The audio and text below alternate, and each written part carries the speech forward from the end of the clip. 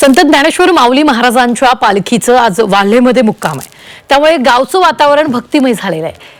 वाल्या कोळी जे पुढे महर्षी वाल्मिक ऋषी म्हणून ओळखले गेले, यांची या ठिकाणी संजीवनी समाधी आहे। ज्यांनी रामायणासारखा ग्रंथ लिहिला अशा ऋषींच्या पवित्र स्थळी माऊलींची पालखी मुक्कामी आज या गावात श्रद्धेची पर्वणी आहे। याचाच आढावा घेतला आमचे प्रतिनिधी निलेश खरमरे यांनी।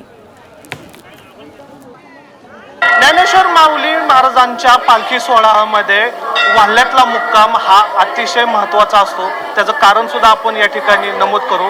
मात्र ज्या ठिकाणी मी आता उभा आहे ते आहे वाल्ह्याचा वाल्मिक ऋषी झालेलं मंदिर, आणि याच गावामध्ये आज ज्ञानेश्वर माऊलींची पालखी आहे ती मुक्कामी आहे।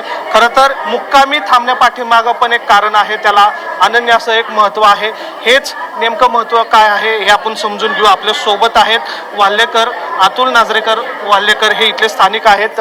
माऊली रामकृष्ण हरी। खरं तर माऊलींचा पालखीचा मुक्काम आज वाल्ह्यामध्ये आहे, त्याला एक वेगळं स्थान दिलं जातं। नेमकं हे स्थान काय आहे आणि परंपरा काय? 1926 साली नीरा नदीवरचा जो दगडी पूल आहे, उद्याच्याला नीरा स्नानाला माऊली त्याच पुलावरून जाईल, तो पूल वाल्हेकरांनी स्वखर्चाने बांधून दिला। त्यावेळेस ज्ञानेश्वर महाराज पालखी सोहळ्याने काही वाल्हेकरांना सेवा काही बाल करण्यात आल्या। त्यावेळेस समाज आरतीच्या वेळेस पंख्याने वारं घालण्याचा मान असेल, तळ व्यवस्थापनामध्ये एक तंबूची जागा असेल, आषाढी दशमीचा पंढरपूरमधला, कार्तिक दशमीचा आळंदीमधला, आरती परतीचा मुक्काम असेल, इत्यादी सेवा करण्याची संधी ज्ञानेश्वर महाराज पालखी सोहळ्याने ही वाल्हेकरांना दिली।